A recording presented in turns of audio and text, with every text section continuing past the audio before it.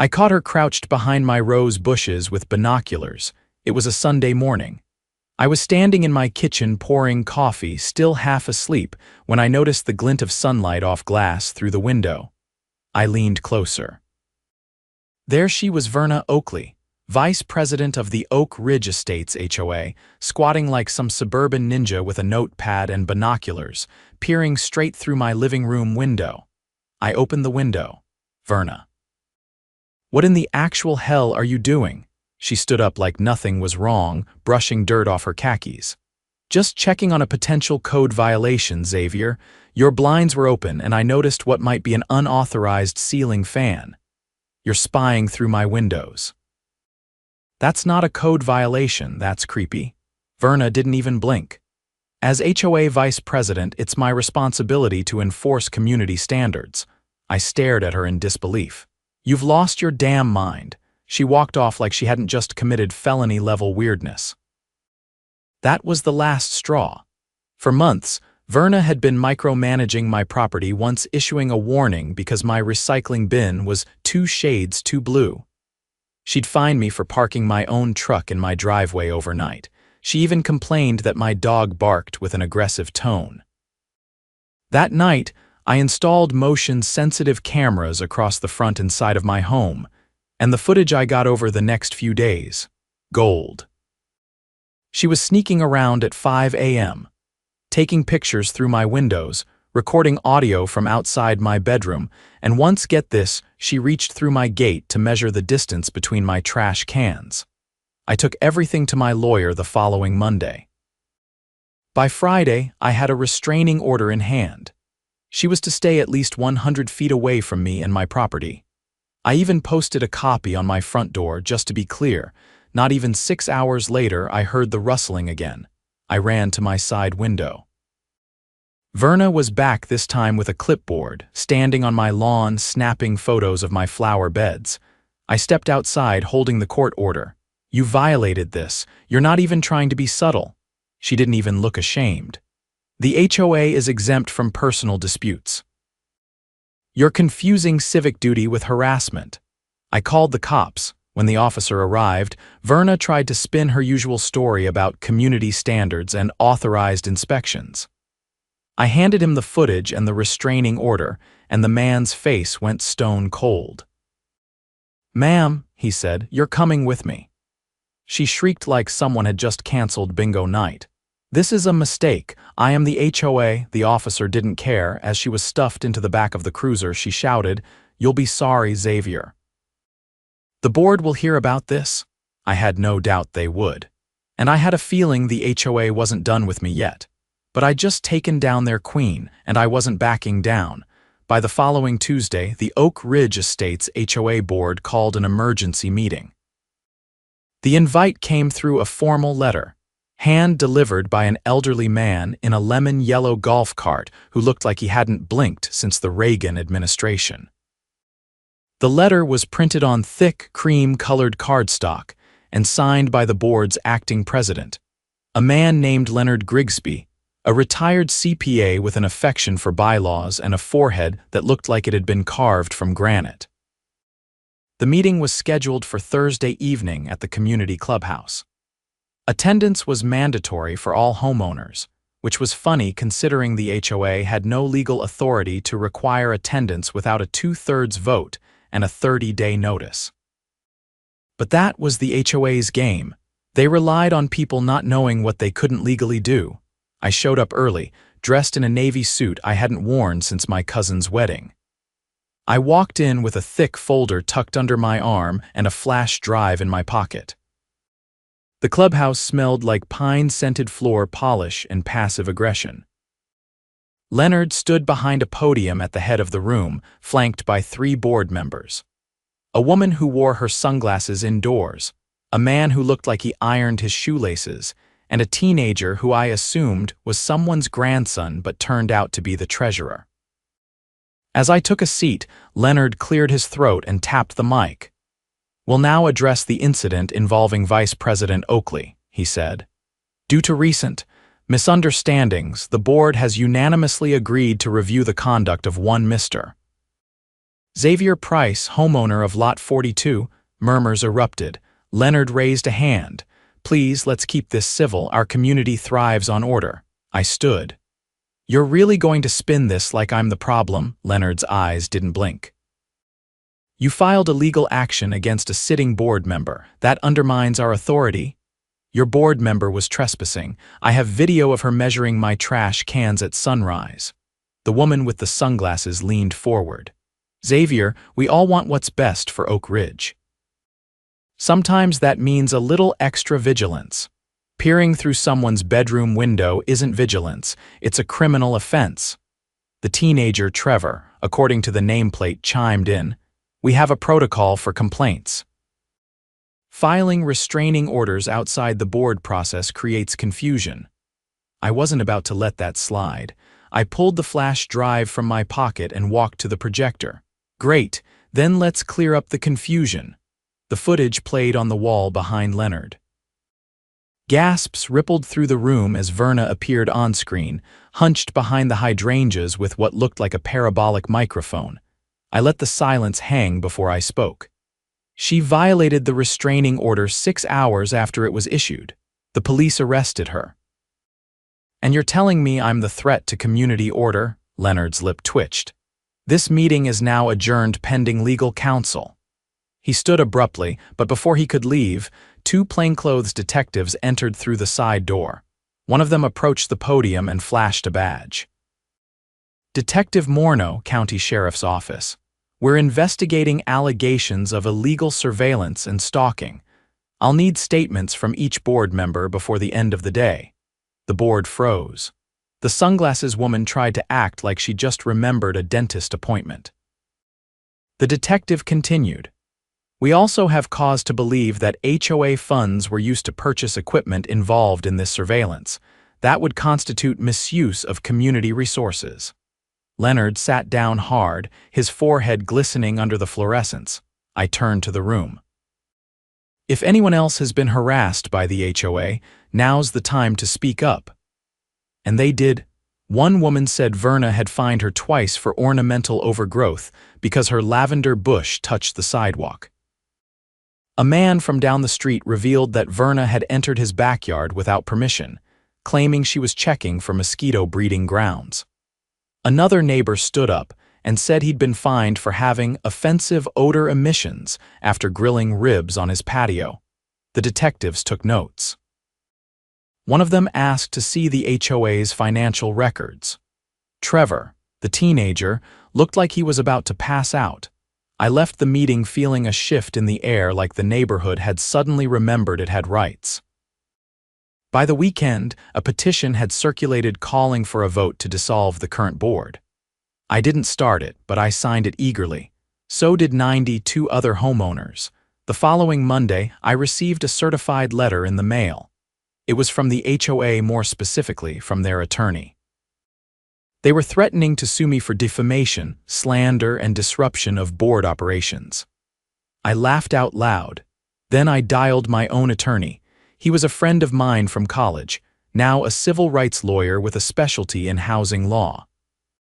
I'd sent him everything, every video, every document, every email, and he'd already started building a countersuit. This is going to be fun, he said. They opened the door by threatening litigation. Now we subpoena everything. By Wednesday, the detectives returned to the clubhouse with a warrant. They seized HOA laptops, financial ledgers, and a locked cabinet labeled Community Relations. Inside was a binder marked Observation Logs. Each tab had a homeowner's name. Mine was the thickest. It included timestamps, photos, personal schedules, and notes on behavioral patterns. One entry read, Xavier Price tends to water his lawn shirtless. Consider issuing a decency notice. Another, observed receiving package from unknown woman at 3:14 p.m. Possible unregistered business activity. It was surveillance. Full-blown, coordinated, taxpayer-funded stalking.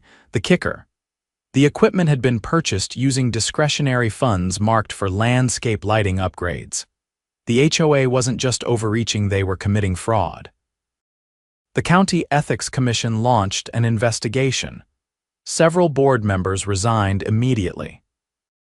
Leonard refused, claiming the charges were politically motivated.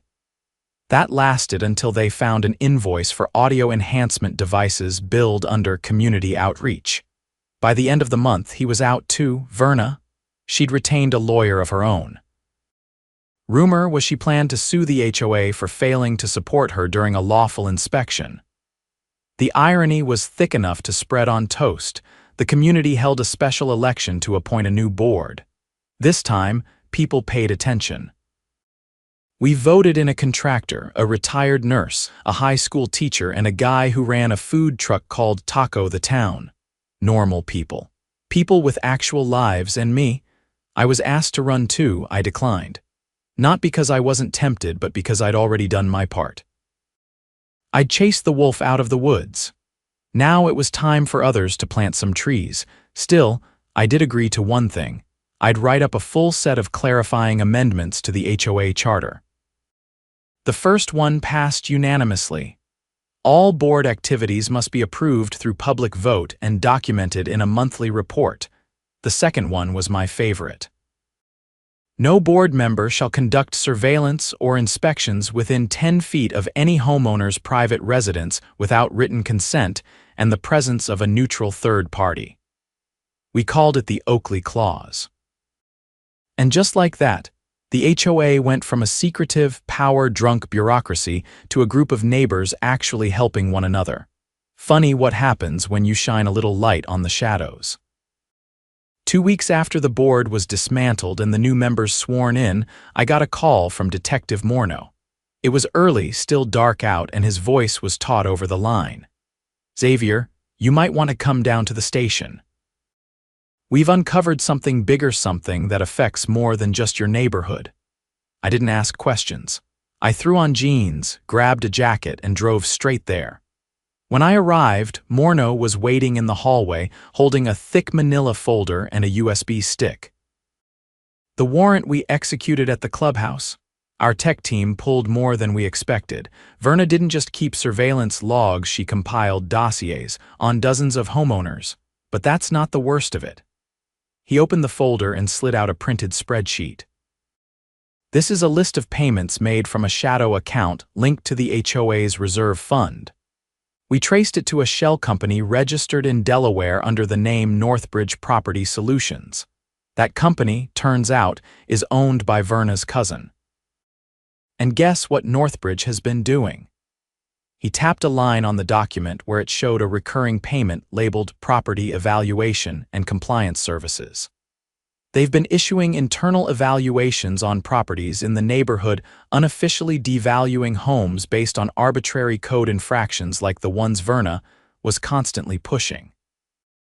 Then, when homeowners got fed up and moved, Northbridge would swoop in and buy the houses at her reduced-price cash offers, no inspections.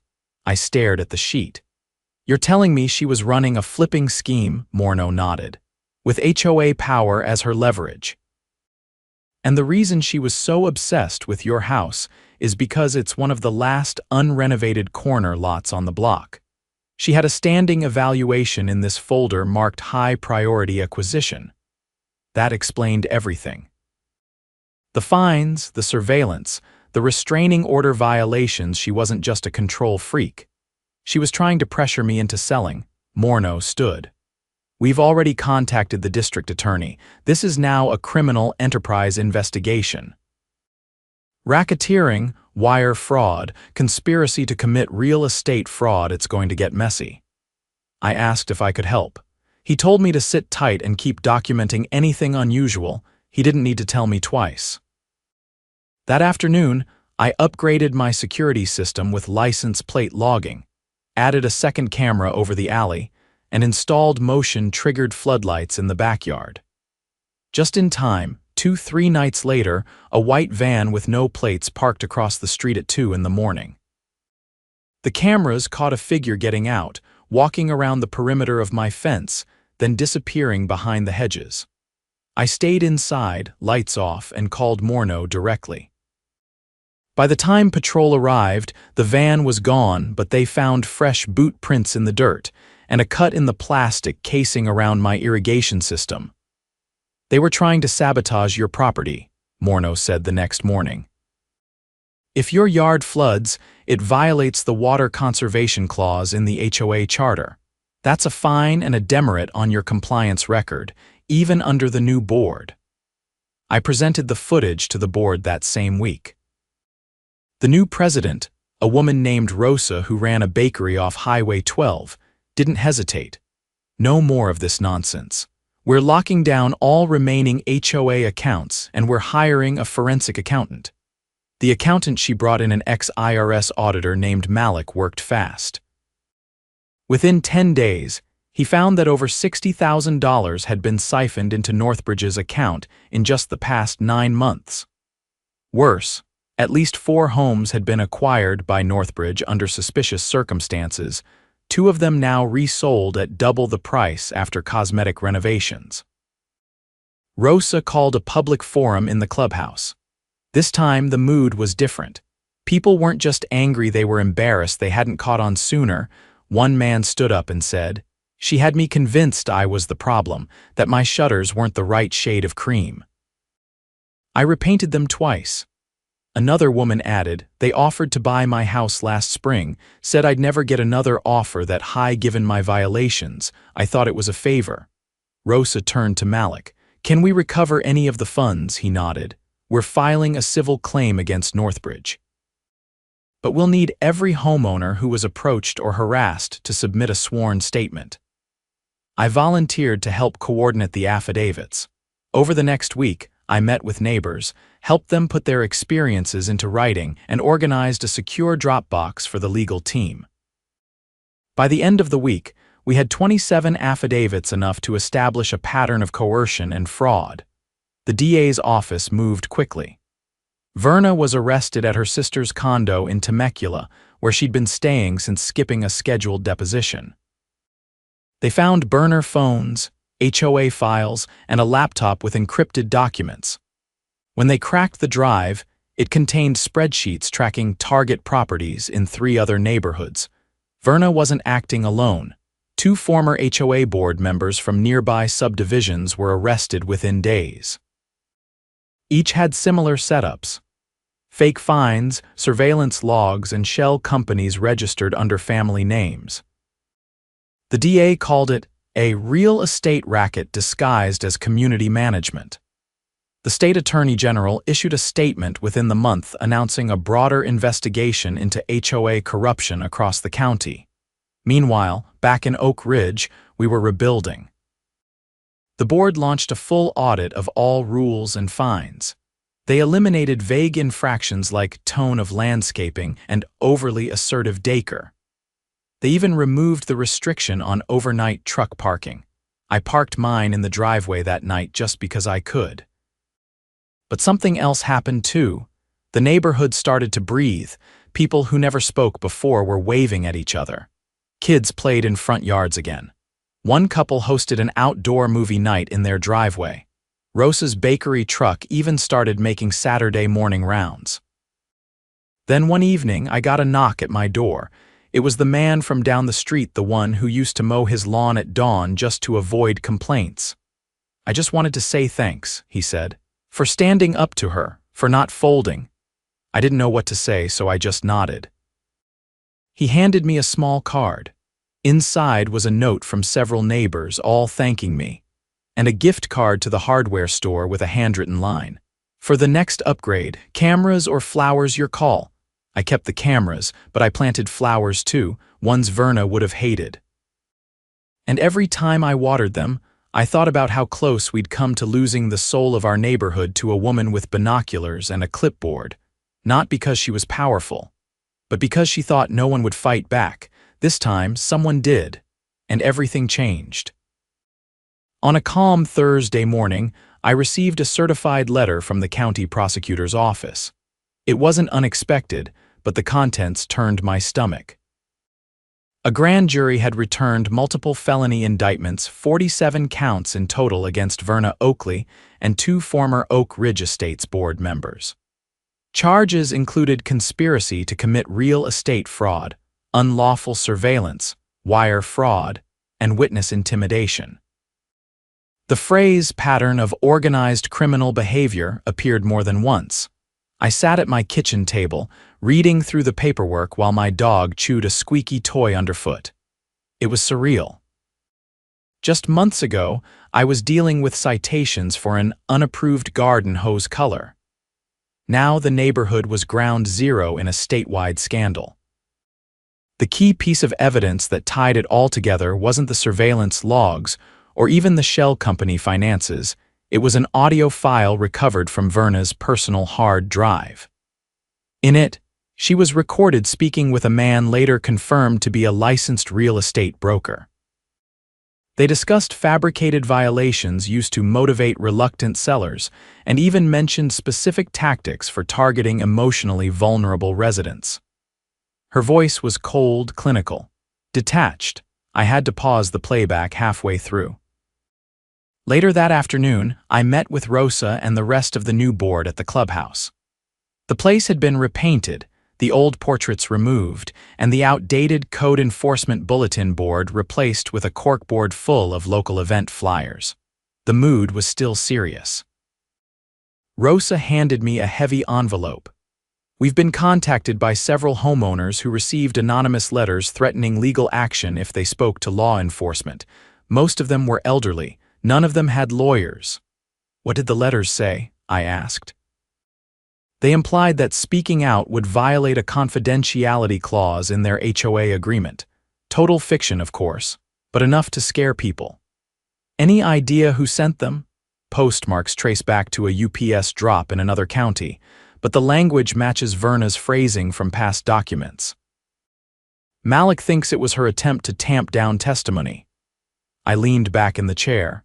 She's not even out on bail. How could she coordinate this through her cousin, the same one who set up Northbridge? He's not in custody yet. That clicked something into place. I remembered a face from the neighborhood, the man who had handed out petitions weeks before the board flip. Friendly on the surface, but always asking detailed questions about people's homes. I hadn't seen him since the arrests, but I remembered his name, Everett. I pulled out my phone and searched my security footage archives. Sure enough, I found a clip from the night the unmarked van had circled my house. There was a man pacing beside it, checking his watch. I froze the frame and zoomed in. Same jawline, same gold pinky ring.